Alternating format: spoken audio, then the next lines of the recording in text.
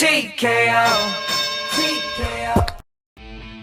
Welcome back to TKO Radio. It has been a wild year, but we are finally getting back to a normal situation as far as the fights are going. The pandemic era has possibly been one of the best years for the UFC. We've had some amazing fights and a lot of breakout fighters. When the pandemic era first began, no one was sure how it would even be or even if it would work. The UFC thrives on fans and their energy raises the bar at every UFC event. With us gone, how is the UFC going to continue? With no fans affect the fighters. Beginning in April of 2020, the UFC entered the pandemic era, and it was one of the best things to happen to the UFC. With no fans or crowd noise in the arena, us fans at home could focus solely on the fighters and hear every punch, kick, knee, and trash talk between the fighters. There were a few breakout fighters during this period. One of them was Khamzat Chimaev, who had back-to-back dominant wins, two of which came within 8 days of one another at two different weight classes. Chimaev is in talks with a big fight coming up in July, and I am interested in how it will all play out. Khabib Nurmagomedov's reign as UFC lightweight champion has finally came to an end, not by a man, but by his mother. Khabib's mom wanted him to stop fighting after he dominated Justin Gaethje, which Gaethje received after his utter dismantling of El Kui, Tony Ferguson. We will have a new UFC champion once Michael Chandler and Charles Oliveira fight on May 15th. Before any of that happens, the king at welterweight has a rematch on his hands versus the BMF Jorge. This rematch is slated for April 24th. My question is why? Why is this match even happening? Usman and Masvidal have already fought less than a year ago, and it wasn't relatively close. Kamaru Usman and Jorge Masvidal headlined the UFC's return to Jacksonville and the return of 15,000 streaming UFC fans. Two other title fights will be held that night as well, with strawweight champion Weili Zhang going against former champion Rose Namajunas and the queen of the flyweight Valentina Shevchenko defending against former strawweight champion Jessica Andrade. I'm going to be honest, these fights won't be close. Valentina is the best flyweight in the UFC. Sorry, Henry.